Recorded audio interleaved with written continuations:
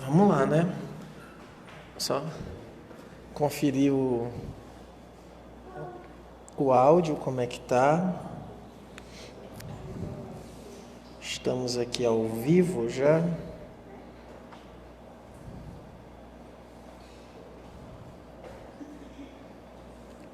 Isso. Vamos compartilhar.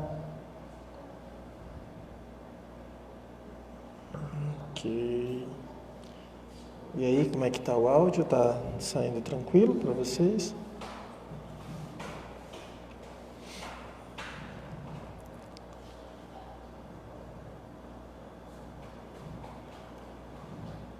Hoje nós... Pronto, já estou me ouvindo aí em algum lugar, então já estou vivo no mundo virtual. No mundo real também.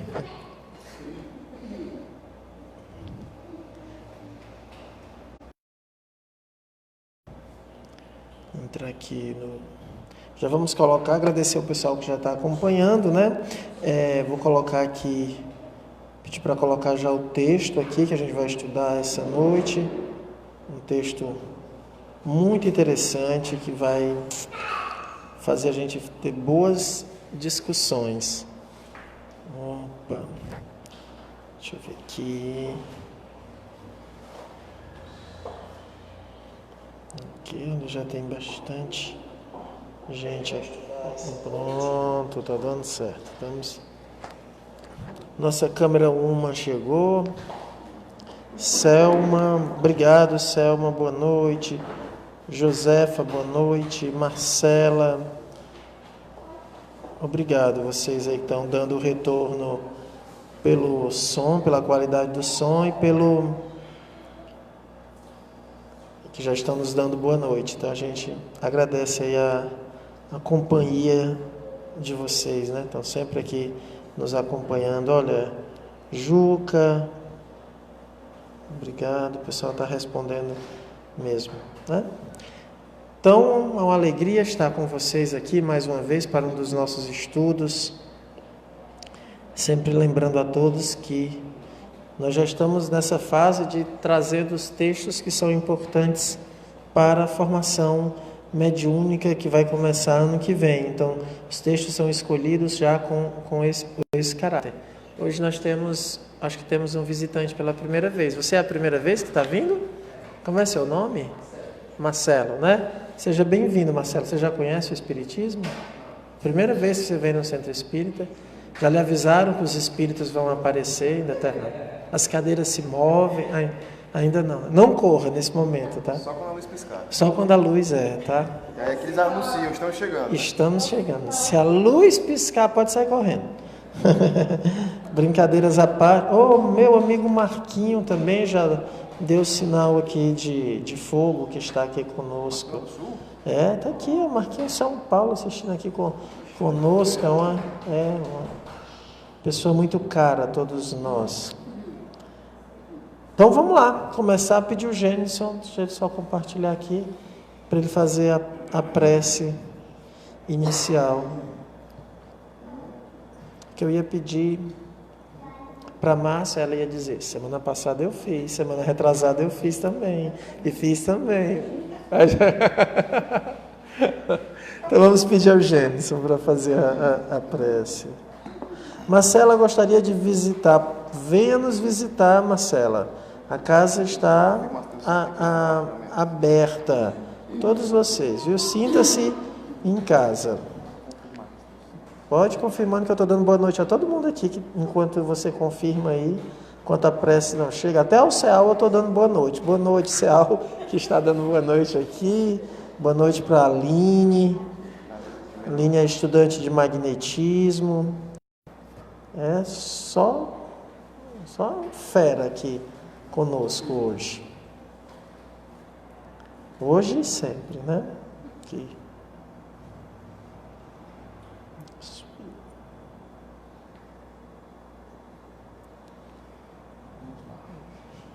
Pode ficar tranquilo, dá tempo aqui. Pronto. Então pronto, o Gênison fará a prece inicial por nós.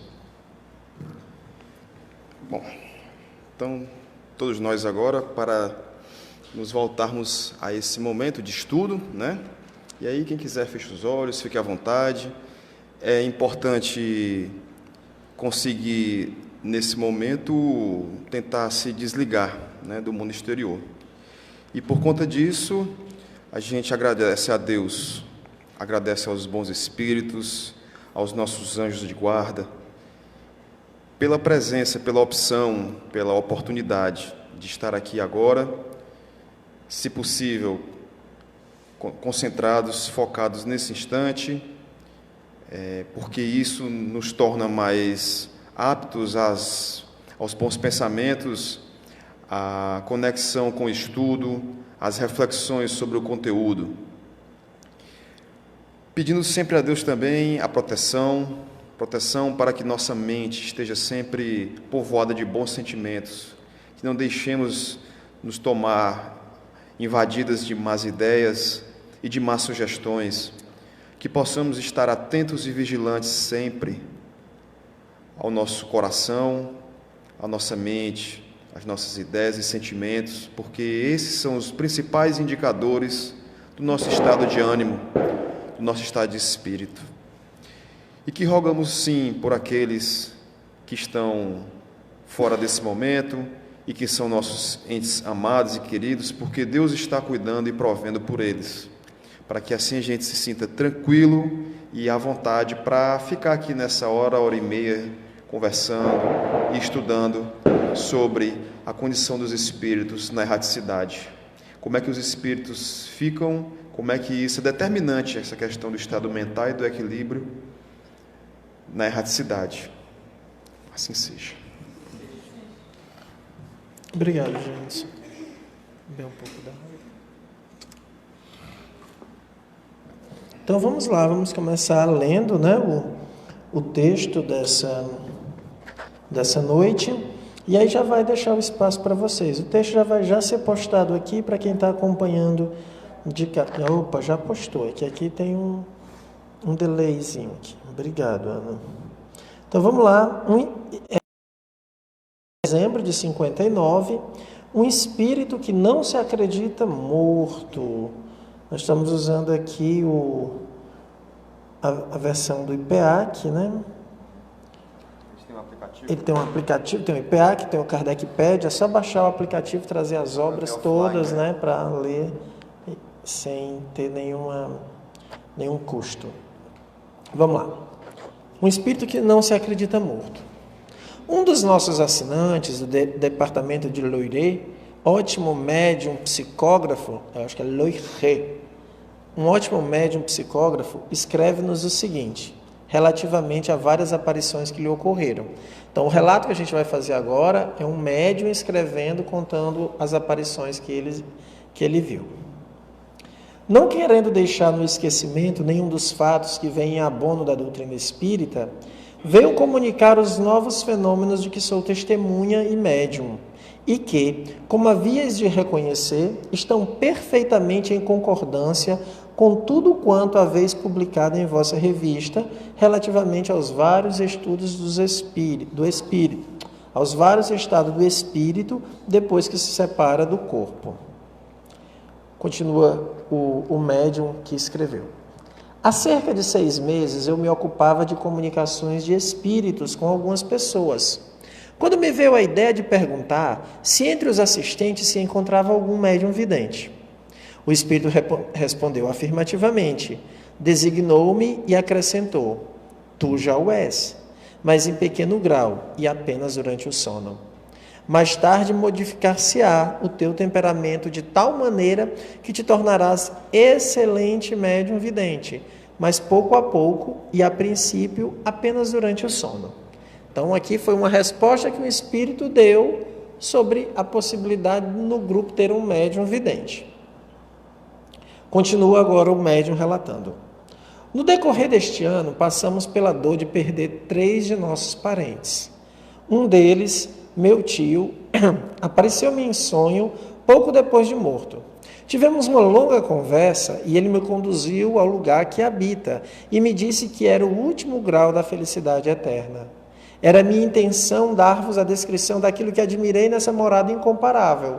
Tendo, porém, consultado o meu espírito familiar a esse respeito, respondeu-me ele: a alegria e a felicidade que experimentaste poderiam influenciar a descrição das maravilhosas belezas que admirastes, e tua imaginação poderia criar coisas inexistentes.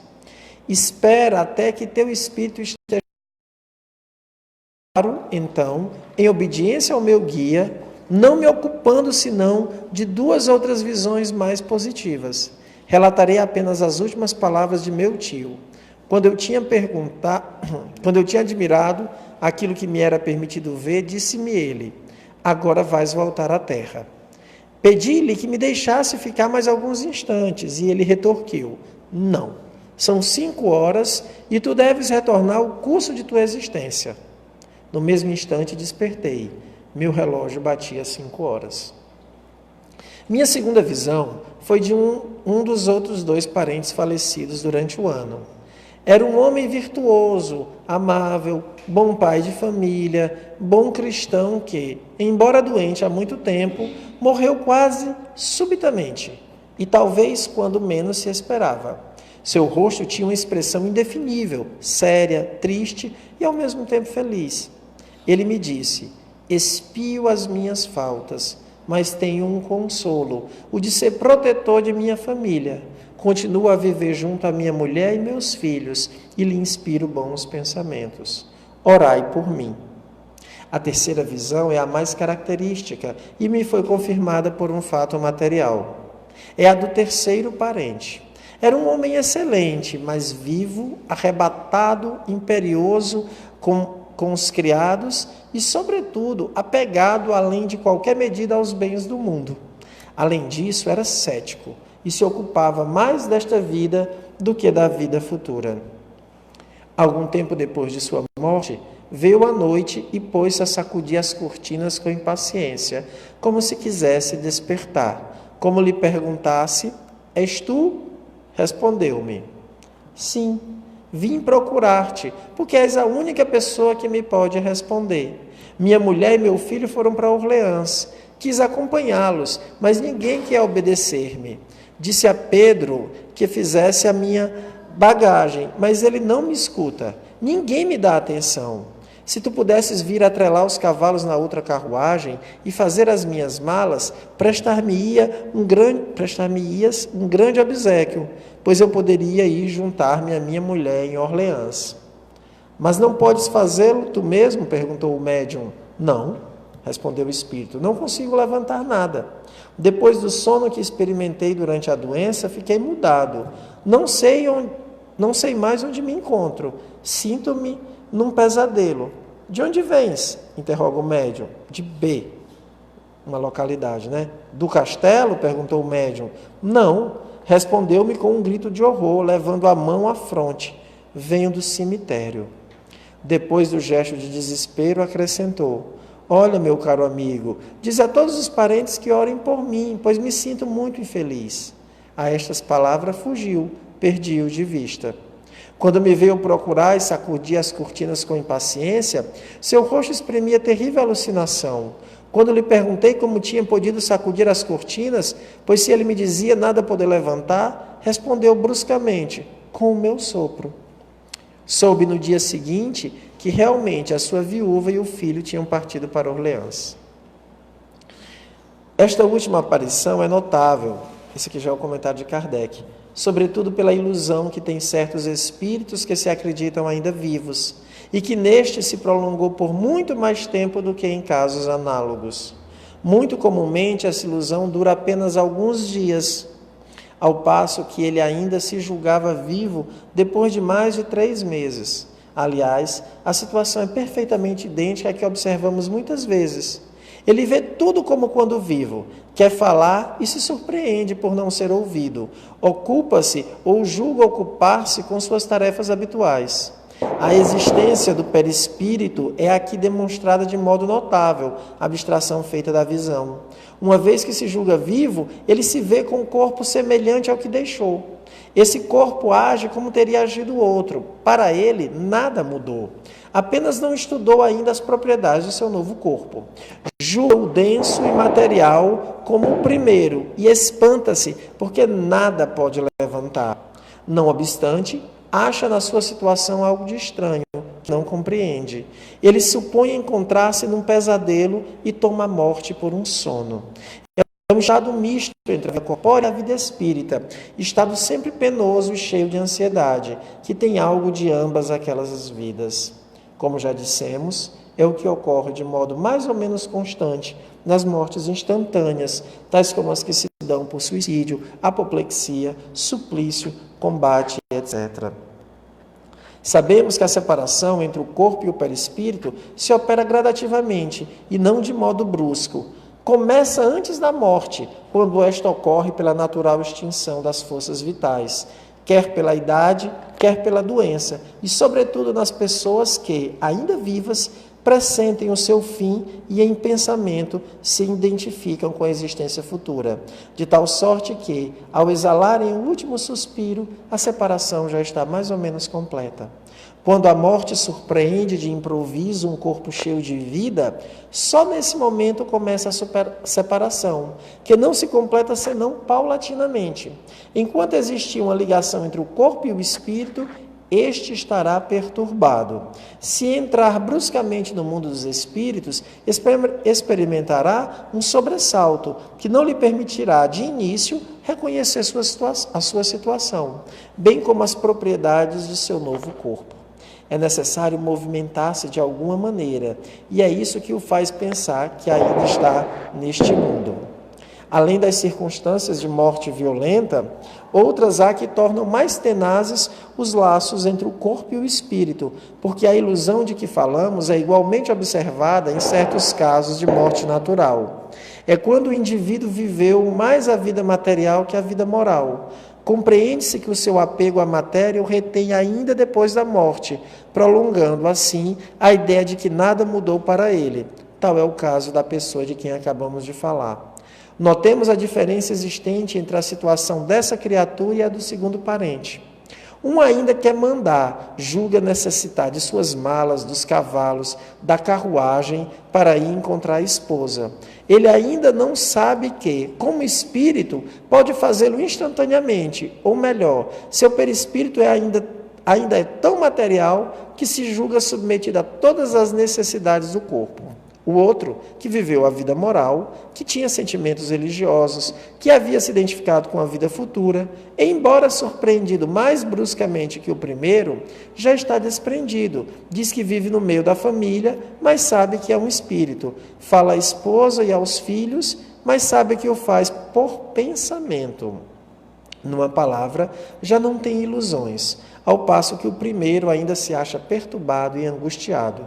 Tem um tal sentimento da vida real que viu a esposa e o filho que partiam, como de fato partiram no dia indicado, circunstância que era ignorado pelo parente a quem apareceu.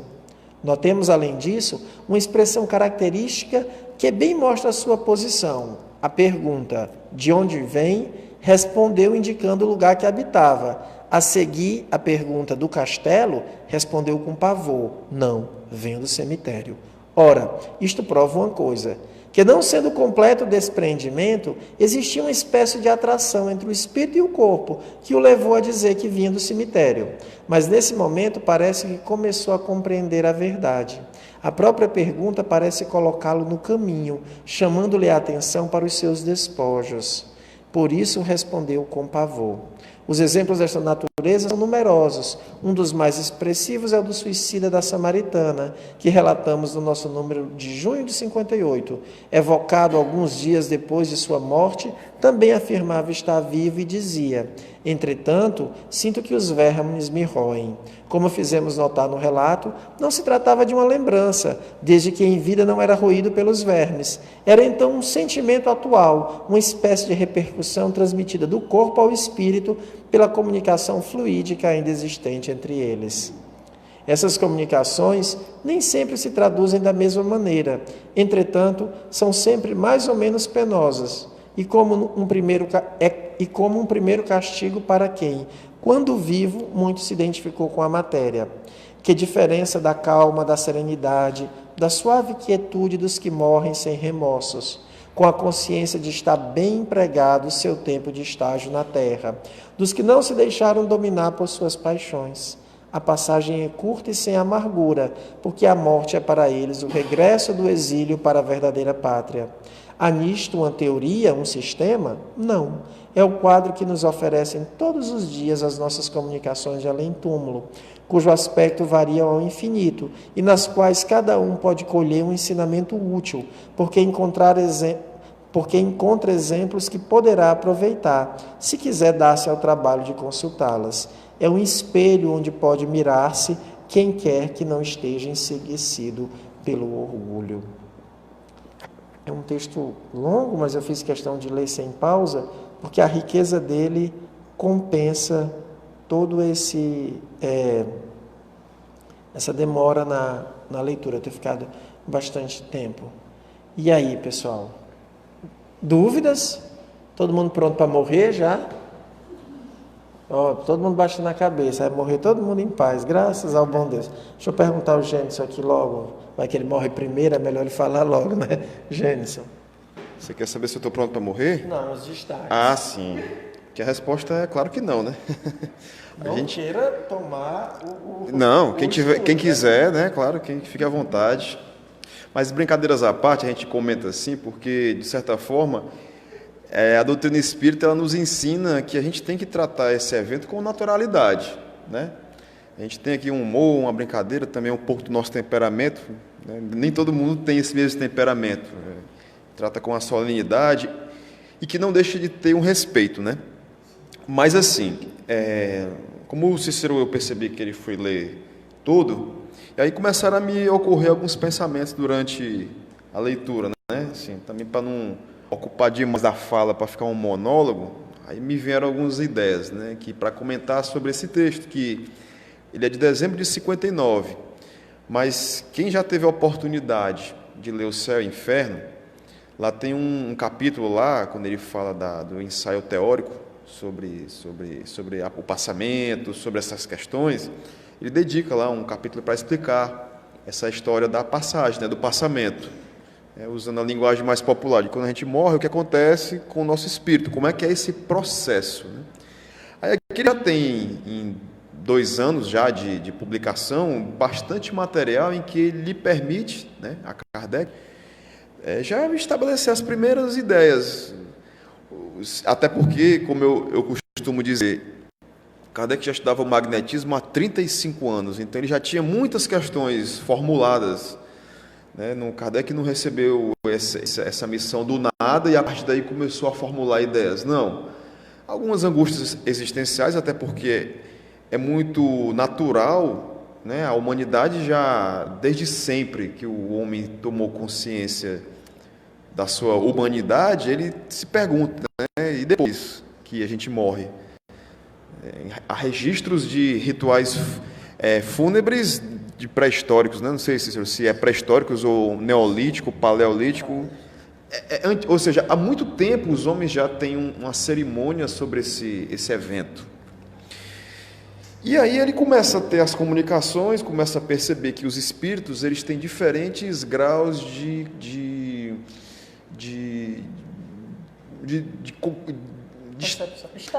estágio, temperamento, não sei, assim, eles estão em diferentes jeitos, né? Eles se apresentam de diferentes formas na questão emocional. Tem espírito muito lúcido e tem espírito completamente perturbado. E ele pegou aqui, pontuou 3 exemplos que são bem característicos assim desses perfis de espírito. E aí eu lembrando aqui do que tem lá no Céu e Inferno, eu me lembrei assim, que a morte e a questão do passamento, ela teria mais ou menos, isso não é Kardec que definiu, o que estava pensando aqui agora, né? 3 pontos-chave para a gente entender isso que ele colocou aqui. Você tem assim, o fenômeno morte, que é a questão do corpo físico. Você tem essa transição e você tem o estado do espírito após o desencarne completo, o desenlace completo. Então você vai ver assim, por que eu estou colocando isso? Porque ele pontua que a gente começa a se desenlaçar antes de morrer, o corpo morrer, e tem gente que só começa o desenlace depois que morre. Ele acabou de dizer aqui, quem já tem uma mente, e aí é o convite do Cristo, né? Que é o desapego. Porque eu estou aqui agora, semana que vem posso não ter mais a oportunidade de estar aqui fisicamente. Porque qualquer um de nós, o meu avô que brincava, ele dizia assim, para morrer basta estar vivo. Faz sentido. Né? Faz sentido. Ou seja, a morte ela não tem uma data. Eu até lembro daquela sketch que é muito comum na internet, do cidadão que é muito trabalhando, ocupado, aí de repente chega a morte, vindo buscar.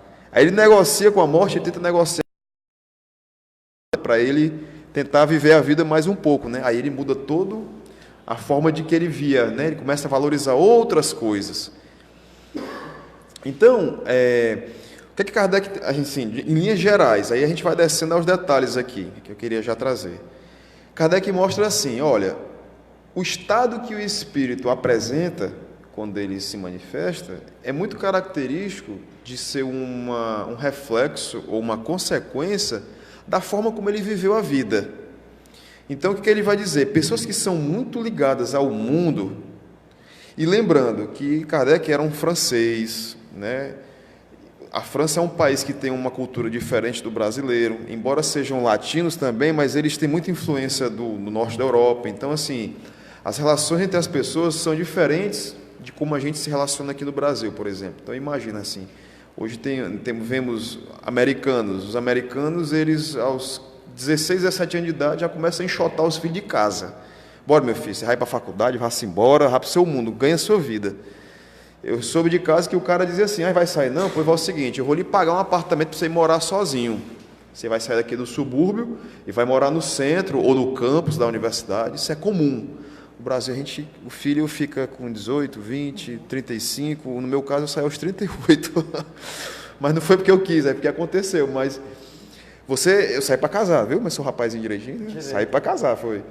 E, assim, hoje eu vejo que seria mais legal se tivesse saído antes, né? Porque você tem outras experiências, você vai amadurecendo e tudo. Então, o que eu quero dizer com isso?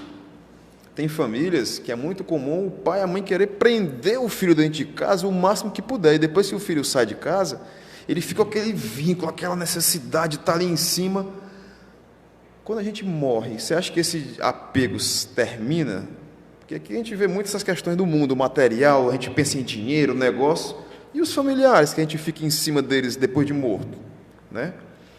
Se eu tenho uma percepção um pouco mais espiritualizada, eu começo a dar menos importância a essas questões do mundo. Não estou falando aos afetos, mas as questões do mundo. Então, assim, se eu trabalho e tenho uma relação sadia espiritualmente com o meu trabalho, eu não faço disso a razão de ser da minha existência. Eu tenho um tempo para a minha família, eu tenho um tempo para meus amigos, eu tenho um tempo para o meu lazer. Tudo bem, a pessoa que tem prazer no que trabalha não sofre, né? Brinca, né?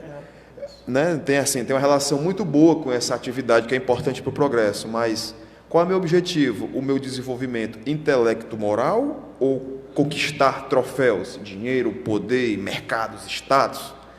Qual é o meu objetivo com o meu trabalho, né?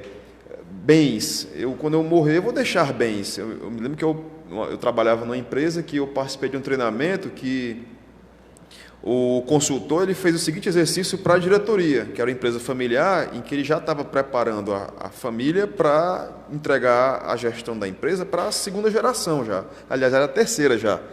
Então ele dizia o seguinte, quando a gente morrer, alguma conta vai deixar de ser paga.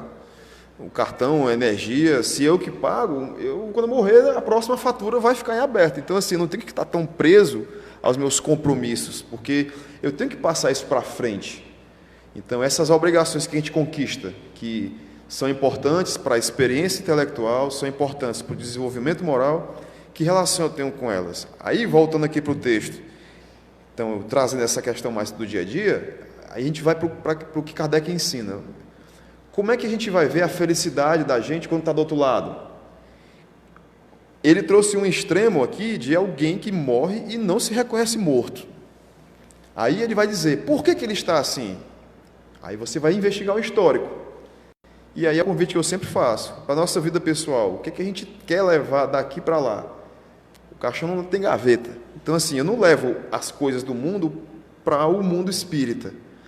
Então eu tenho que começar a perceber de agora o que eu já posso ir me desvencilhar, que valores, que sentimentos, que patrimônios, eu já posso começar a entender assim, que se eu perdê-lo, isso não vai fazer com que meu mundo se acabe. Se eu perdê-lo assim, do meu controle, né? E aí isso vai ser importante e determinante para a nossa condição pós-morte. Eu posso muito bem já começar a abrir mão dessas coisas, desapegar, a palavra que eu queria dizer era essa, me desapegar. O desapego é o seguinte, eu tenho, se eu perder, não me dói. Eu tenho um afeto pelo Cícero, o Cícero já encontrou um outro melhor amigo do que eu, aí eu não fico com raiva dele. Tudo bem, ele tem o direito de ser amigo, eu vou continuar sendo amigo, mas ele encontrou agora outro amigo. A gente tem ciúme de amigo, né? Ah, que meu filho me largou, ele vai embora, eu vou morrer, ele vai morrer. Quando a gente desencarna, essa viagem é mais longa ainda, ou não, né, fisicamente, mas ela vai dificultar um pouco mais esse contato. Como é que eu lido com esse sentimento? Eu me sinto tranquilo porque eu cuido da minha existência e da minha alma. Pus alguém no mundo e encaminhei para a vida. Preparei, está voando o seu próprio voo. Eu lido bem com isso, né? Minha casa, quando eu lutei para conquistar, consegui, depois de tantos anos, paguei o financiamento, aí no último dia o cara desencarna. Qual é o apego que eu tenho à minha casa? Então, assim, fazendo essas reflexões em linhas gerais, aí o Cícero também vai pontuar algumas coisas, para mostrar que essa reflexão desse texto, ela tem um cunho muito prático na vida de cada um. E aí eu ouso dizer, isso é que é o espiritismo que Kardec quer deixar para a gente. As teorias, as ideias, isso só vai ter sentido se a gente entender que isso aqui é fato e que a gente tem condição de conduzir esse nosso passamento já de agora. Porque no dia que chegar, pode ser amanhã, como daqui a algumas décadas, eu vou estar bem, eu vou estar lúcido, e aí quando eu voltar para o mundo espírita, eu vou estar equilibrado, em paz, e aí gozando de uma certa felicidade ou paz, ou assim sucessivamente. É isso aí, o Gênesis fez essa abordagem geral, eu vou fazer essas coisas mais pontual, dialogando com os médiuns, os futuros médiuns, o pessoal que faz a formação do grupo, né?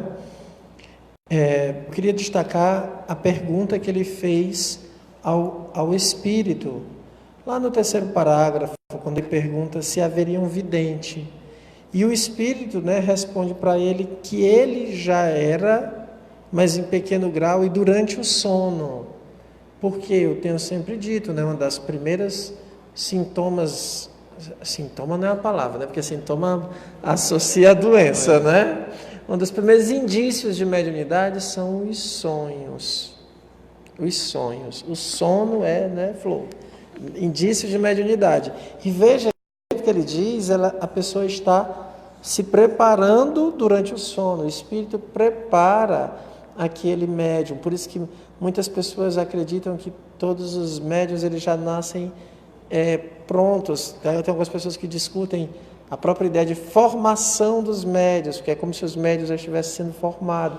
É porque não leu direitinho, porque você está vendo aqui que ele vai dizendo, que mais tarde modificar-se-á o teu temperamento. Então tem mudanças, há uma preparação, há uma construção desse médium que não é o médium ostensivo, que já veio com o médium natural, que tem a mediunidade, que já nasce com todas as percepções. Então esse médium aqui, ele vai sendo construído pouco a pouco. Provavelmente porque se ele tivesse de uma vez, a mediunidade ele desistia, saia correndo com medo. Então ele vai sendo trabalhado. É muito interessante saber disso. Médiuns são trabalhados, a gente tem que ser formado através do estudo, através de exercícios, através da observação, anotar os sonhos, tentar entender o que é que está por trás dos sonhos, se é um sonho espiritual ou não, se é a presença de um espírito ou não. Eles estão muito presentes durante o sono, a gente tem que ter muito cuidado com o nosso sono. Então, é evidente o sono também, né? Nessa sim, hora de vigília. Isso, exatamente. Outra questão que eu achei importante, aqui ele vai colocar lembrando que eu estou fazendo essa abordagem mais para os médiuns, tá? Depois eu vou também dialogar com essas abordagens que o Gênison levantou. Mas, depois ele vai narrar 3 visões que ele teve. Né? Morreu nesse ano 3 pessoas da mesma família. Eu acho que ele realmente estava sendo preparado, né? Porque morreu logo 3, assim, da mesma família durante o ano. O primeiro, que depois o Kardec não aborda, não sei se vocês pararam ficaram atentos, quando o Kardec analisa, ele analisa o segundo e o terceiro. É que quando ele fala do primeiro, aí a gente pode estar associando ao primeiro, mas não é do primeiro que ele está falando, né? Ele só está analisando o segundo e o terceiro. O primeiro analisado. É o primeiro analisado, né? Nesse sentido, não é o primeiro, porque ele viu 3. Dos 3, esse primeiro está numa condição muito boa, pela descrição dele, né? Cadê como ele diz? Tive uma longa conversa, deixa eu ver. Ele chega a dizer que ele está namorada. Cadê, meu Deus? Ele fala, um desses tios me disse que era o último grau da felicidade eterna. Veja, o Kardec já não vai analisar por conta desse último grau da felicidade eterna. Porque se fosse o último grau da felicidade eterna, de fato, seria um espírito puro. Seria um espírito puro. O último grau de felicidade é o espírito puro. E é interessante que o anjo da guarda dele diz assim: não escreva o que você viu. Não escreva. Veja que esse espírito era um espírito bom, estava numa condição boa, mas ele poderia, se ele tivesse ficado caído na mesma... ele poderia ter caído na mesma ideia do Swedenborg, que viu já um espírito, falou com Deus, né, que já tinha visto. Veja que o espírito guia disse assim: olha, cuidado que a sua imaginação vai dar uma melhorada no que você está vendo. Espera até que o espírito esteja mais calmo. Isso, ele pede que o espírito esteja mais calmo, porque essa frase aqui, a gente não pode nem perceber se é o espírito que disse ou se ele interpretou assim. O médium interpretou assim, porque esse espírito, para estar na felicidade, né, no último grau de felicidade eterna, ele teria que ser um espírito puro, porque só os espíritos... A euforia dele poderia influir. Isso, mas era um espírito que realmente estava bem, mas é tanto que não é, que nem Kardec analisa, e o próprio anjo da guarda diz: calma, precisa escrever isso daí, né? Quando ele diz assim... espera, a alegria e a felicidade que experimentaste, esse é o guia dele falando, poderia influenciar a descrição das maravilhosas belezas que admiraste, e tua imaginação poderia criar coisas inexistentes. A imaginação de quem? Do médium. Poderia criar coisas inexistentes.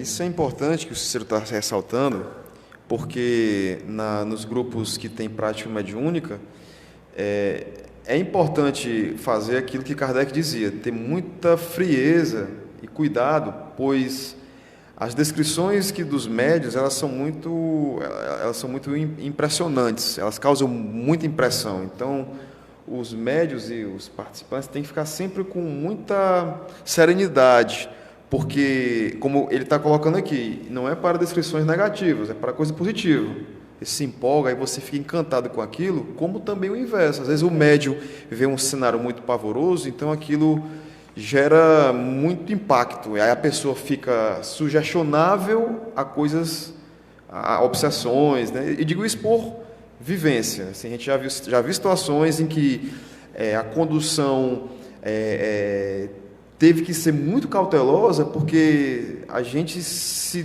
deixa levar mesmo pelas descrições, confia no médium, o médium não tem má fé, e ninguém está falando disso, é o médium de boa fé, só que quando você vai analisar depois, em retrospectiva, você olha e diz assim: cara, menos, calma, vamos com calma, vamos pegar, é importante, o relato, e vamos fazer um corpo de probatório.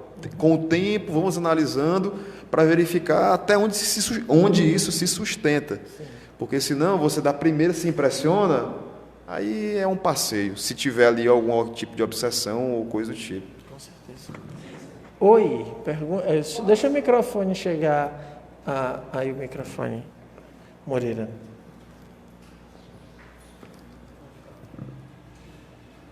É só voltar aqui um pouco nessa palavra, que eu achei meio estranha essa colocação. Mais tarde modificar-se-á o teu temperamento, de tal maneira que tornarás excelente médium. Por que ele utilizou essa palavra temperamento? Aí não é no sentido tanto do temperamento como a gente usa, que é apenas um estado da alma, né? Assim, é porque ele colocava como temperamento como as predisposições da alma dele mesmo. É preciso você estar, porque a mediunidade você precisa, porque na mediunidade você precisa ter essa predisposição. Você também tem que se colocar, tem toda uma postura que você tem que se colocar. Se você não se prepara para isso, em exercício, que vai incluir desde recolhimento a comunhão de pensamentos do grupo, né? E aí a comunhão de pensamentos tem é acrônimo, é aquele negócio das letras iniciais das palavras que a gente faz, é acrônimo, é? Isso aqui que é vida. Sempre que você pensar em reunião mediúnica, médium, você tem que pensar em vida, embora vá falar com os mortos, mas é vida. VIDA, vontade, intenção, desejo e aspiração. Tem que ter essas 4 coisas por parte do médium. Tudo isso tem que ir se colocando, porque não se constrói de uma hora para outra. Então, tem toda uma mudança, toda uma postura. Por isso que ele vai dizendo que há todo um preparo, porque existem temperamentos, que ele chamaria, que são predisposições íntimas refratárias. Tem pessoas que... Essa é uma linguagem do século XIX. Então, tinha o temperamento bilioso, linfático. Isso. É uma predisposição natural. Isso, é uma predisposição natural. Não é no sentido nosso que tem um sentido emocional. O humor. É tanto que a palavra humor também já vem dessas mesmas predisposições. É porque as palavras vão mudando. Então, que nesse sentido é de predisposições íntimas que o médium tem que ir sendo trabalhado. Tá bom? É tanto que o médium pode, sim, todas as noites, pedir para o seu anjo da guarda ir trabalhando nesse sentido o seu temperamento. Para quê? Para que ele possa dar comunicações mais claras. Tem os médiuns que ficam só no calor fluídico, ficam só se tremendo, sente o espírito, mas não sai dessa percepção. Então ele precisa ir adiante. Você pode pedir para o seu anjo da guarda ir lhe ajudando a trabalhar isso. Mas no primeiro caso, eu acho bem interessante a descrição. Só um adicional. Por exemplo, aqui no parágrafo ele fala: não me ocupando senão de 2 outras visões mais positivas. Esse positivo não quer dizer que ela é legal, não. É porque elas são mais claras, mais... Tem mais instrumentos de aferição, né? Tem mais elementos que dá para consistência. Isso, exatamente. Da época. Isso. Então ele vai dizer aqui, a segunda visão, que vai ser os 2 casos que o Kardec vai trabalhar. Ele diz, era um outro parente, aí ele vai fazendo a descrição dele assim, um homem virtuoso, amável, bom pai de família, bom cristão, que embora doente há muito tempo, morreu quase subitamente. É importante morreu subitamente, porque essa morte súbita vai fazer o elemento diferencial na sua percepção. E talvez quando menos se esperava. Talvez ele tivesse dado uma melhora, todo mundo achou que ele estava melhorando, ele, puf, é ótimo, né? Morreu. Agora, aqui é que eu queria perceber com vocês. Essa frase seguinte, ela é muito intrigante, porque ele diz assim, seu rosto tinha uma expressão indefinível, séria, triste e ao mesmo tempo feliz. Séria, triste e ao mesmo tempo feliz. Olha quanta coisa tinha no rosto dessa criatura para a gente tentar entender isso. Aí na frase vai explicar. Aí ele diz assim, expio a minha falta, mas tenho um consolo. Daí você diz, sério, triste. Ele está expiando faltas. Veja, olha a descrição dele, gente. Homem virtuoso, amável, bom pai de família, bom cristão. bastante tempo doente, morreu subitamente quando se menos esperava, espiou as minhas faltas. Quais são as naturezas das faltas dele? Porque aqui a gente, pela descrição dele, você pensava assim, ele não tem... O que ele vai espiar, rapaz? Ele fez tudo direitinho. Mas há tantos elementos que nós temos que espiar. Será que, durante esse tempo que ele ficou doente, será que lá no fundo ele não murmurou, e não lamentou, e não maldisse? Porque ninguém sabe. A gente sabe que ele está espiando as faltas, que pela descrição dele não bate faltas. Você vê uma pessoa tão boa. Será que o fato dele ter melhorado não deu a ele a ideia de que pronto, agora eu tô bem, não vai ter mais nada, e ter morrido causou uma certa revolta? Mas aí ele diz, espio minhas faltas, daí a seriedade e um pouco de tristeza, mas tenho um consolo, o de ser protetor de minha família. Continuo a viver junto à minha mulher e meus filhos, e lhe inspiro os bons pensamentos. Orai por mim. Gente, o que tem de gente que me liga porque sonhou com a mãe e a mãe está triste e a mãe chora. E a pessoa pensa porque a mãe está triste ou a mãe chora, já é uma desgraça completa. É como se depois que morreu, a gente só tem que ser feliz o tempo inteiro, sem as nuances que todos nós temos. Veja a descrição desse homem. Ele ainda, que foi um homem bom, estava espiando. Então, quando você sonhou com a sua mãe chorando, não desencarne junto, é natural, nós temos esses momentos, sabe? Essas tristezas, não seria angústia, da expiação, essas contradições, por ver o que deixou de fazer. Puxa vida, eu podia ter feito isso, eu podia te dar desse conselho. Isso ainda causa no espírito essas certas sutilezas de tristeza. Por isso que não é... A gente só quer ver o parente se ele estivesse sorrindo. Gente, isso não existe. A não ser que ele estivesse lá naquele grau da perfeição que ele colocou, tivesse virado o espírito bom. Mas uma outra coisa interessante, esse espírito tem que espiar, mas como é que ele espia? Que é um termo técnico, né? Espiritismo. Espiar a gente vai pagar por faltas passadas. Como?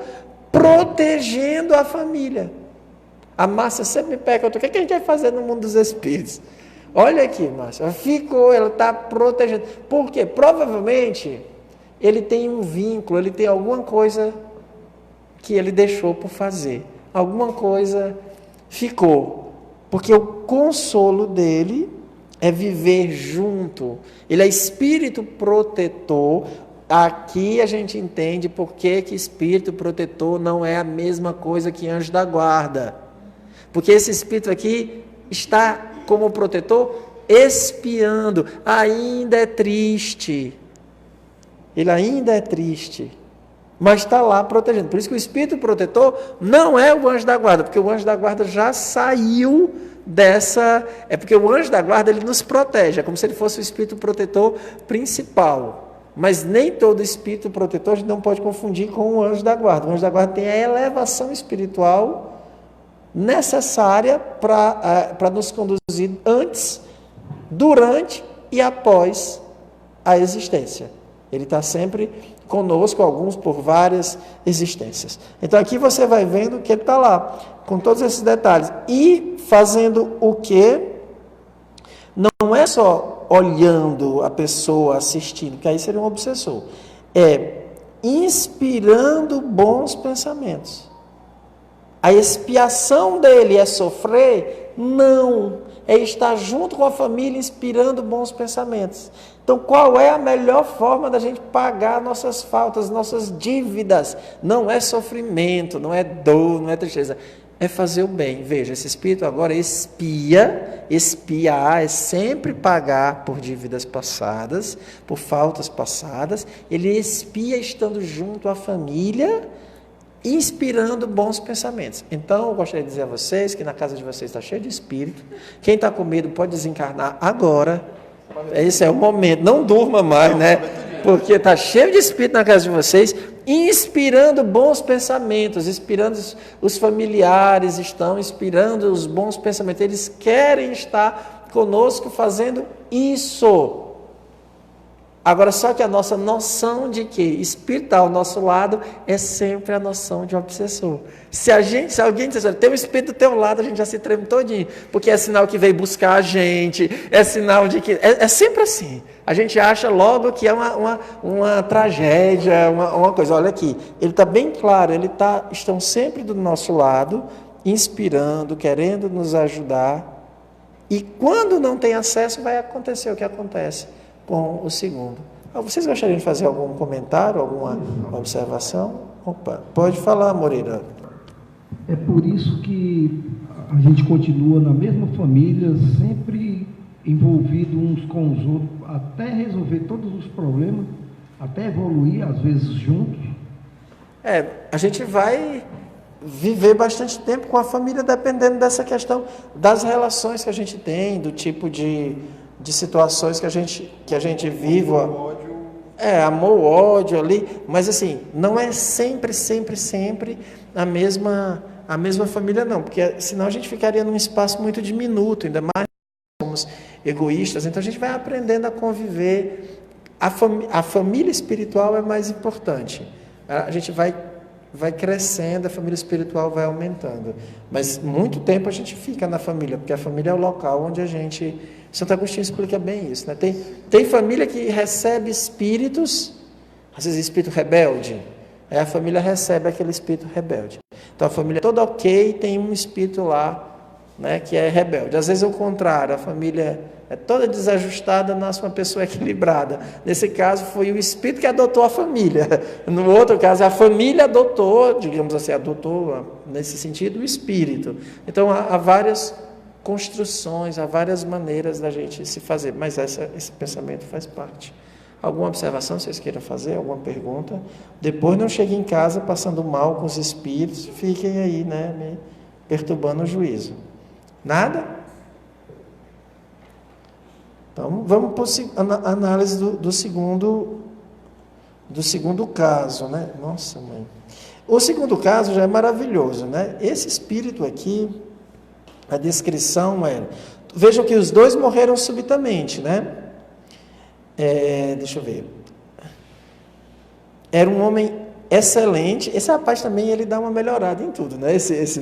Era um homem excelente, mas vivo, arrebatado, imperioso com os criados e, sobretudo, apegado, além de qualquer medida, aos bens do mundo. Então, era uma pessoa... Não era... que o excelente... uma boa, né? É porque ele coloca, não era um criminoso, não tinha cometido nenhum crime, mas veja que aqui era, os empregados, ele era meio assim, né? Arrebatado, queria as coisas no momento dele, gostava de mandar. Além disso, era cético e se ocupava mais desta vida do que da vida futura. Então, era uma pessoa preocupada com isso. Aí, o que é que acontece? Depois desencarna e vai de noite lá na casa do... Ele continua mandando, né? A Débora está irritadíssima. Não, mas ele pede por obséquio. Né? Ele não é tão assim, não. Ele pede por obséquio. Se fosse algum empregado, talvez ele estivesse mandando, né? Mas aqui ele pede a um parente, né? Então, veja que ele foi lá, mexeu nas cortinas para acordar, e o rapaz aparece, né, para ele. Por quê? Porque a família não o escutava.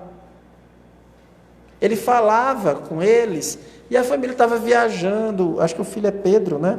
Pedro já ia para Orleans. Todo mundo lá falando com ele falando com todo mundo e ninguém escutava. Ia viajar e ninguém escutava. E o outro, Também, será que o outro era escutado? Não, lógico que não. Mas o outro dialogava com o pensamento. O pensamento, o espírito pensa, a gente responde. Muitas vezes a gente não sabe, mas mentalmente a gente está conversando com o espírito e não sabe. É a chamada mediunidade mental. Você está lá conversando sozinho, né? Tem pessoa que fica conversando sozinho. Não aconselho fazer isso em público, porque não vai dar certo, né? Você fica conversando, falando, e ali você está dialogando, às vezes, com você, num chamado solilóquio, onde você está falando com você, suas perguntas, mas muitas vezes os espíritos estão respondendo. Por isso que o outro não ficava triste, porque ele sabia que quando desencarna, se fala via pensamento. Esse aqui sofre, porque ele não quer falar via pensamento. Ele nem tem esse acesso ainda. Ele quer falar diretamente. E isso é causa para ele de enorme sofrimento.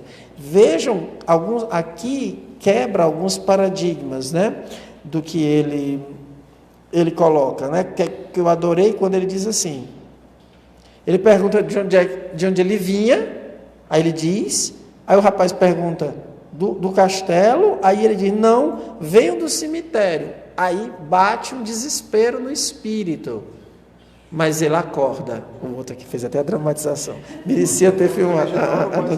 Isso, faz a parte aqui. A dramatização, né? Mas veja, isso é muito importante que o Kardec vai dizer. Que o fato dele se perceber no cemitério, porque é como se o espírito tivesse uma atração para onde o seu corpo estava, isso era importante naquele momento para o espírito acordar, já que fazia 3 meses que ele tinha morrido e não sabia que tinha morrido ainda.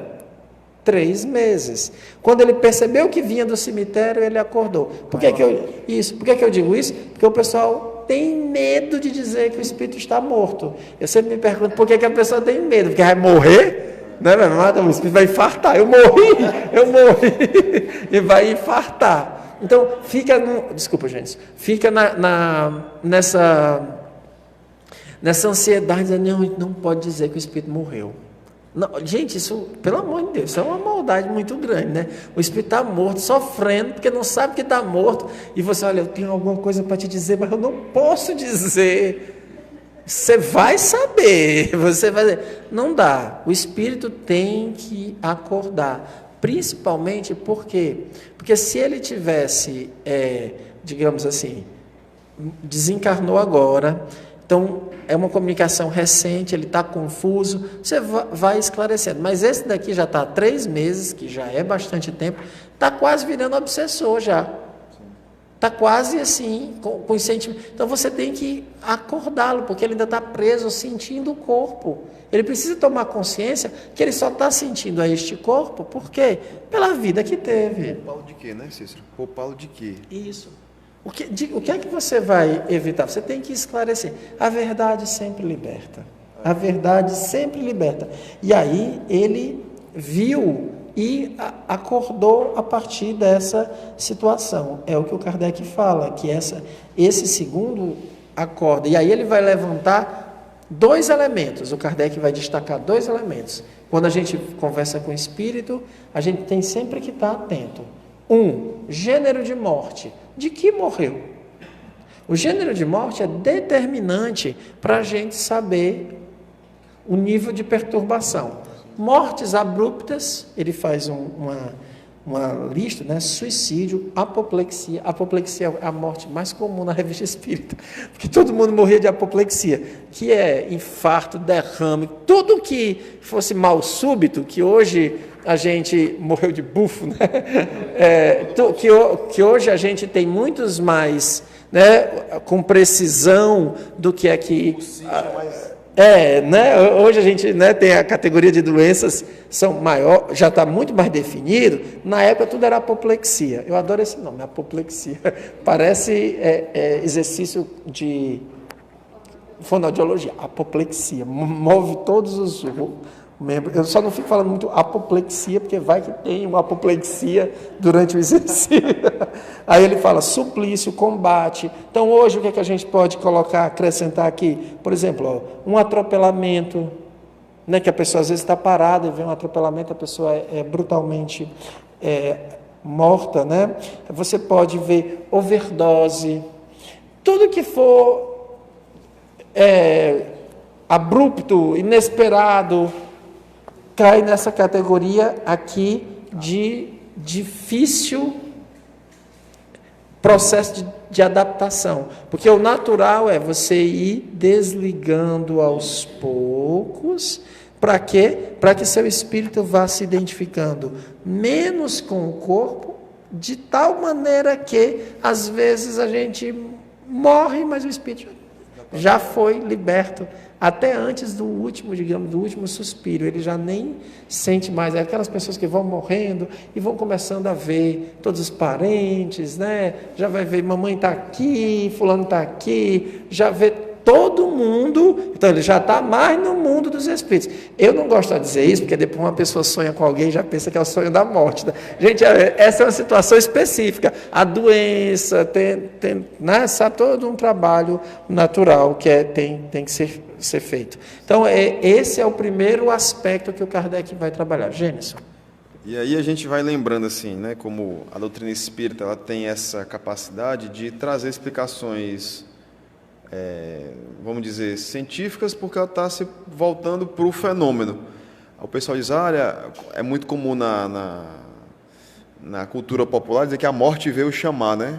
Aí o que é? É a pessoa que já está no estágio avançado de desprendimento, ela começa a ver os espíritos. Então o povo, né, ele explica isso como, não, foi a morte que veio chamar. Então ele já está vendo. Aí a pessoa diz, a pessoa pouco tempo depois, e Kardec lá no Céu e Inferno, ele faz esse estudo bem direitinho, isso que o Cícero estava falando, essas mortes repentinas, elas são complicadas porque você está no máximo da sua energia vital, você está no fluido animal ali já pleno, e por um motivo o corpo ele perde as suas funções, ele morre. E aí o espírito não está nem preparado para aquilo. Então, até ele entender que já não está mais ligado no sentido preso, né? Fluidicamente vinculado ao corpo, como nós estamos aqui ao nosso corpo vivo, ele vai ter aquela, como ele fala, em alguns casos, que os centos vermes me roerem, no suicídio da Samaritana, que a gente estudou aqui também, por coincidência foi até eu que vi nesse dia, que o cara está tão ligado ao corpo, ainda se sente tão vivo, ele se enxerga vivo, que para ele aquele é o estado real, e ele fica tão ligado ao corpo, que ele acaba tendo aquelas impressões que seria uma espécie de uma repercussão do fenômeno do que está acontecendo ao corpo. Então, o desprendimento fluídico, ele até tem que também ter um tempo natural, porque temos esse vínculo fluídico, né?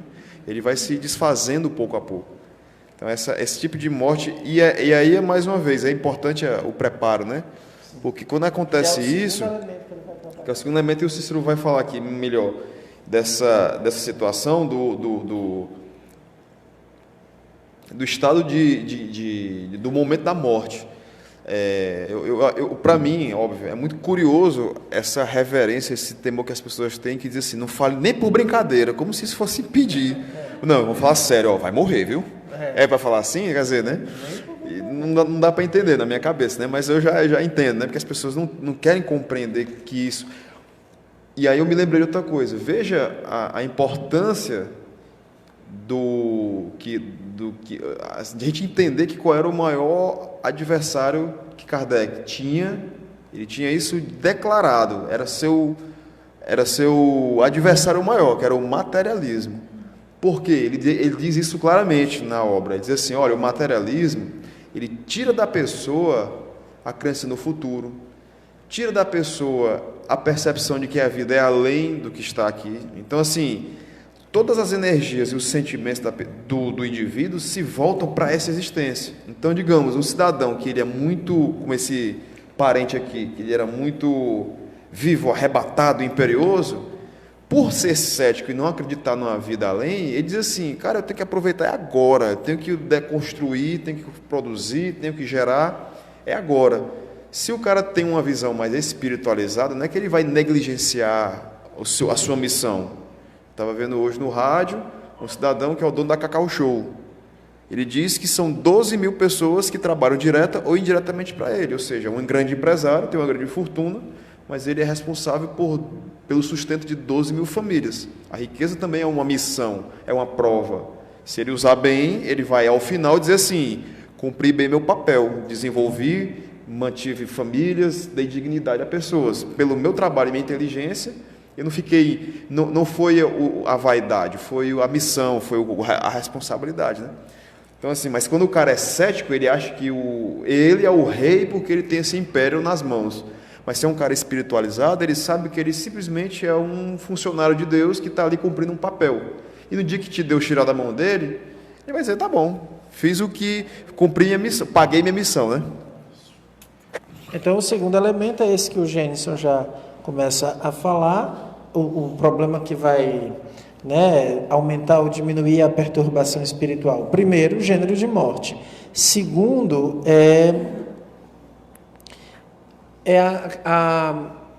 a crença na vida futura. Você saber que tem um elemento espiritual em você que sobrevive e que você vai vivendo para a construção dessa vida futura. Então, quando a gente tem essa certeza, você vai modificando alguns hábitos. Primeiro, você vai, como o Gênesis bem falou, combatendo o materialismo. Por quê? Porque o materialismo nos apega ao presente, a resolver tudo hoje, e é uma fonte de sofrimento imensa. Por quê? Porque ele não dá conta. O materialismo, ele é promissor, porque ele faz várias promessas para você, né? Aparentemente interessantes, que você fica feliz de ter, e a gente vai fazendo as apostas. Não, se eu tiver uma casa, eu vou ser feliz. Se eu tiver um carro, eu vou ser feliz. Se eu tiver um bom emprego, eu vou ser feliz. E você vai apostando nessas coisas todas. Quando você vai ter, você vai começar a perceber: pelo amor de Deus, não era só isso que eu estava... Tá, eu tenho uma casa, mas eu continuo cheio de problema dentro da minha casa. Eu tenho vazios na alma, eu tenho tristezas. E aí o pior ainda, é que às vezes você vai olhar para aquela casinha bem humilde, bem simples, e está todo mundo feliz.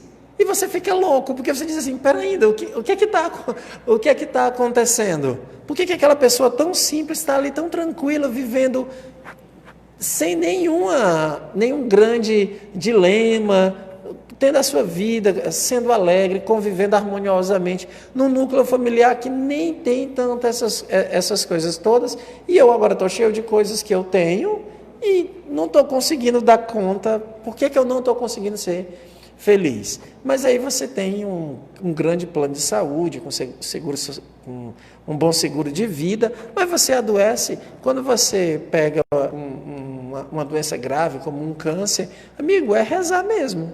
É rezar para os remédios darem certo, é rezar para que seja possível encontrar uma saída, porque não tem o que fazer, então você vai ter que rezar. Você vai rezar, a pessoa mais pobre que vai ter essa doença também, ou que está passando por isso. Quando se perde um filho, você vai ter que encontrar resignação. Seja você pobre, seja você rico, você perdeu seu filho.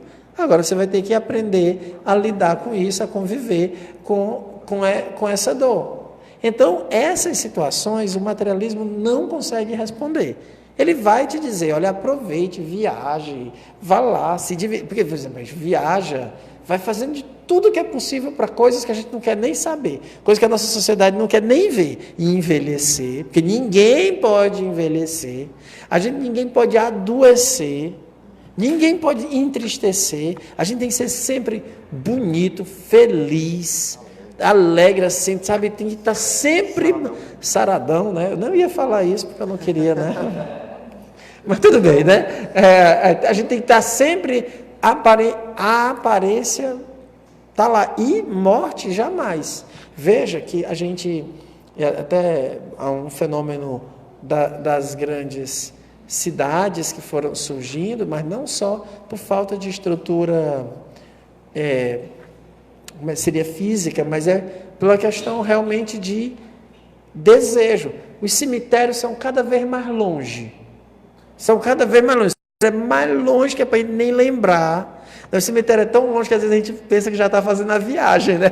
Já morrer e ir para o cemitério já é duas coisas, já é um treino, né? Os cemitérios são sempre muito longe e o mais possível distante de lembrar cemitério. Tem que ser só um campinho cheio de flores que não lembre nada das antigas estruturas de cemitério. Você passa, nem lembra. Vocês já viram, quando a gente recebe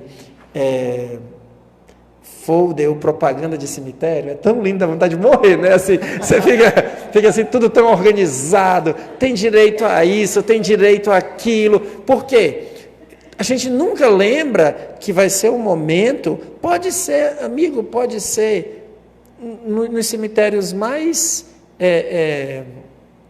simples, como esses da periferia, esses mais longes, esses mais chiques, vai ser um momento de dor, se eu não souber, se eu não tiver fé, se eu não souber, não importa o local, não importa. Então a gente não quer nem ouvir falar nessa possibilidade.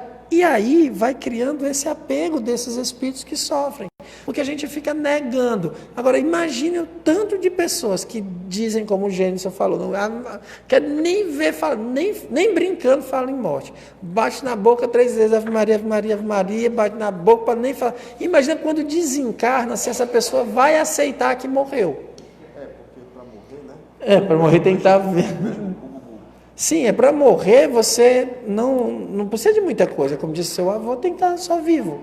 Então, e esse é um fato. Então a gente tem que ir se preparando e trabalhando isso, e o Espiritismo vai nos ajudando muito. Por quê? Porque quando ele mostra que essa é uma realidade nossa aqui, você pode fazer o que for, mas ela é passageira. E a gente tem uma vida futura. A gente não precisa se desesperar. Agora, a gente tem que ter muito cuidado quando fala na vida futura e a descrição da vida futura. Lembra lá do primeiro caso, né? Que o Espírito deu, segura aí essas tuas descrições da vida futura. Porque também você não pode construir a vida futura de tal maneira que as pessoas se empolguem tanto e queiram já morrer, porque lá é tão bom que é melhor eu morrer e ir logo. Não é assim. Por quê? Depende de como eu estou vivendo hoje, o que é que eu estou fazendo hoje. Então é muito importante que a gente saiba que há sofrimento no mundo dos espíritos também. Há felicidades, há alegrias, mas há sofrimentos. As dores no mundo dos espíritos são terríveis, porque são dores morais, e para dor moral não tem comprimido. Eu fico imaginando o que deve ter de espírito que desencarna e fica querendo tomar remédio. Tem remédio, você alivia seu mal-estar, você alivia a dor. No mundo dos espíritos não tem, porque ela é moral. Ela é sempre moral. Então a gente tem que saber que a vida futura é o nosso destino, e essa vida futura se constrói aqui. Então vamos olhar uns para os outros, né? Então, olha uma boa maneira de você encontrar o seu parente no mundo dos espíritos. Quando você está encarnado, você está olhando para o outro, você tem essa percepção de olhar para o outro, de poder ser útil, chamado empatia. Você se identifica com o outro, você não quer só mandar no outro, você quer, eu posso te ajudar de alguma maneira? Não é faz do meu jeito, não, eu posso te ajudar? Esse espaço do diálogo, se eu tenho esse espaço do diálogo, se eu aprendo com o que o outro diz, se eu aprendo já essa questão do pensamento, que o outro espírito não consegue nem ver, ficar atento, fazer uma prece. Você sabe que tem uma pessoa passando por uma dificuldade, faça uma prece. Você sabe que você tem um parente meio perturbado, faça uma prece, ore por ele. Porque quando vocês viram que que os 2 espíritos pediram, orem por mim. Vocês perceberam? O que estava bom como protetor disse, ore por mim. Esse aqui que está sofrido também está pedindo, orem por mim. Os 2 pedem, orem por mim. Vejam como a prece, ela é importante para a gente orar pelos espíritos, pelos nossos parentes que desencarnaram e orar uns pelos outros. Então, esse texto nos mostra todo esse aspecto. Acho que o Moreira quer fazer uma pergunta, é a última pergunta da noite, depois eu passo para o Gênesis alguns. Você falou aí na pessoa que é apegada, né, que é o caso desse espírito, e falou também no materialista. O materialista, normalmente, ele acha que acabou tudo, né? Já o apegado tem um problema maior, que ele nem acredita que morreu e continua a vida que levava, como é o caso desse terceiro espírito.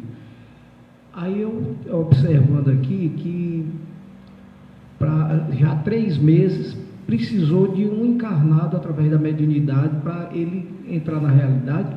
É sempre assim? Não, não é sempre assim. Ele foi atrás do médium, tá? Não foi tipo assim, ele procurou alguém. Mas uma hora o sofrimento é tão grande que a gente busca a Deus. Os espíritos não saem do estado de perturbação na mediunidade. Não é através da mediunidade. A mediunidade também faz esse papel, mas esse é muito pequeno, a quantidade de espíritos que são acordados via mediunidade. Por exemplo, as preces que se faz pelo um espírito, então quase todo mundo que morre, a gente tem alguém que ora por essa pessoa. Então essa prece que você faz por alguém já está ajudando ele a sair do estado de perturbação. E não nos esqueçamos que ele tem anjo da guarda, tem espíritos protetores. Agora, a mediunidade, quando alguém morrer, você já sabe, né? Quem morrer, depois de uma semana, eu chamo. Aqui é a regra. Morreu uma semana depois, eu chamo. Mas se alguém autorizar, eu chamo antes, tá? Porque já tem um pessoal que diz que eu posso chamar antes, né? Tem um pessoal que está escrito que eu não vou deixar nem baixar no caixão. Não, até porque a viagem para o cemitério é tão longe que dá tempo de fazer a evocação, né? Enquanto a pessoa chegar lá, mas isso tem que ser uma predisposição da pessoa. Mas se a pessoa não me autorizar, não é igual doação de órgãos. Eu vou logo avisando. Uma semana eu já estou chamando. Por quê? Porque são amigos e eu tenho que chamar para saber se está bem. Porque vai que eu chamo e a pessoa estava perturbada. Se ela estiver bem, ela vai dizer assim: Cícero, dá um tempo que eu estou aqui curtindo a minha vida no além, eu tenho mais o que fazer do que ficar aí querendo te dar tuas respostas, né? Ou então o anjo da guarda vai dizer: tá bem, pode ficar tranquilo. Mas vai que a pessoa está sofrendo. Então a gente chama que é para ajudar. E o Kardec colocou assim: espere uma semana. Então uma semana eu espero. Mas se a pessoa se inscrever, porque tem a listinha pode chamar, a gente chama até antes, que é justamente para tirar da perturbação. Para tirar da perturbação. E para a gente aprender, para a amizade continuar ali através da mediúnica. Mas a mediunidade não é o elemento que define, não é através das mediúnicas que os espíritos saem da perturbação. Eles saem também, mas a grande maioria não, porque a grande maioria dos espíritos não passam por reuniões mediúnicas, né? A quantidade de espíritos que se comunica comparado ao planeta Terra é muito pouca, né? Os espíritos comunicantes não dá. Então, as preces que se fazem, as orações, os pensamentos é que faz sair disso. E é por isso que é bom também orar pelos espíritos esquecidos, aquelas pessoas por quem não tem prece, aquelas pessoas que morrem e você passa anos sem saber se a pessoa morreu ou não. Pessoas que somem, eu não sei qual é a estatística que tem aí, eu sei que eu não gosto de falar de estatística, que o Gênesis eu não gosto de estatística, mas todos os dias parece que desaparecem pessoas no nosso país, no mundo, na Austrália, que some todo dia, some gente. Então tem muitas pessoas que a gente vive anos e anos e anos sem saber se morreu ou não. Então, orar por essas pessoas sempre, eu lembro sempre do grupo de Curitiba que ficou muito tempo orando por aqueles... como é o nome daquele que anda debaixo do mar, meu Deus do céu? O submarino argentino, né, que eles não submergiu e ninguém emergiu, né, e ninguém sabia onde era que estavam. Também teve na Rússia um outro submarino, as pessoas que morreram. Então a gente tem sempre que orar por essas pessoas. Jameson. Bom, do nosso estudo, e para encerrar, eu lembrei aqui, eu estava falei aqui no ouvido do Gugu, né? Assim, uma morte besta, e é assim que as coisas acontecem. Depende de como ele viveu a vida, até que ponto, certamente, é uma transição mais complicada, porque ele não estava nem doente, nem nada, ele estava ativo, né? Então, mas... Pelo que consta, ele era uma pessoa que tinha muito apreço por questões espirituais, era bem religioso, mas também ninguém sabe até que ponto isso é como fala aqui, né? Uma pessoa que aparentemente parecia ser um bom homem, mas estava lá, né? Mas o importante é que eles e nós já tenha consciência de que já desencarnou, porque aí ele segue a vida, ele segue, começa a tomar consciência de outras coisas, começa a pagar os boletos que ele fez aqui, que os remorsos, as dores, as mágoas, porque uma coisa que eu lembro, a gente também carrega, o que a gente vai carregar quando que não carrega são os nossos sentimentos. Então, quando quem ainda tem o hábito, a oportunidade de ir à missa, que quando vai fazer lá a comunhão, o rito de comunhão, antes da comunhão, você faz a oferta, aí o padre convida que as pessoas se cumprimentem, porque tenham a reconciliação, né? Que enquanto o teu irmão está aqui, a reconciliação dá tempo de você tirar aquele sentimento, aquele peso, aquela dor, e aí quando você vai para o outro lado, você já vai levinho, sem dor, sem sentimento, sem amarras, sem apegos, porque o que nos apega pela paixão, no sentido neutro da palavra, né? No sentido que ela tem, boa, eu gosto do Cícero, então eu tenho uma paixão por ele, ciúme e tal, ou também a raiva, não gosto dele, eu quero ver ele longe, só que vai acabar vendo perto pela fixação do pensamento. Então, assim, resumindo, o que determina a condição do espírito, você vê, é a vida que a gente leva. O que a gente leva da vida é a vida que a gente leva. Você está cheio de frase de efeito, né? A segunda dessa noite já.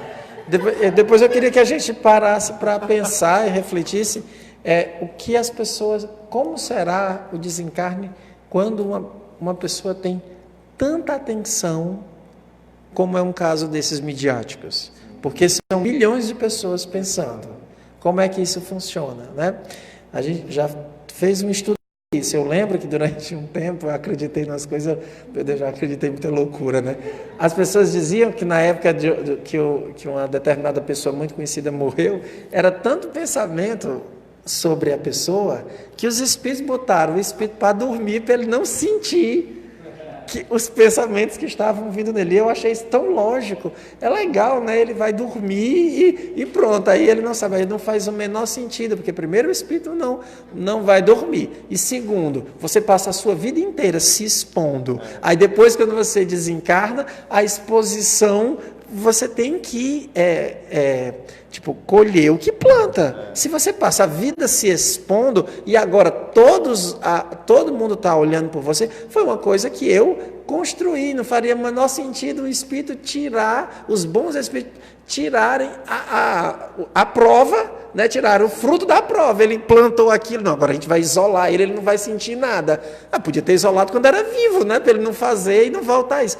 E eu acreditava, eu achava tão lindo, que bom os bons espíritos isolando o espírito para ele não sentir nada. Mas ele construiu assim.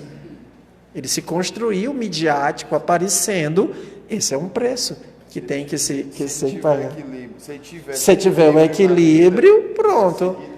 Se não, vai ser a causa da perturbação. Se ele passou a vida inteira apenas desejando isso, receber isso. Se foi apenas uma pessoa que construiu e quis ser útil, não vai causar nenhum sofrimento. Mas eu acreditava nisso.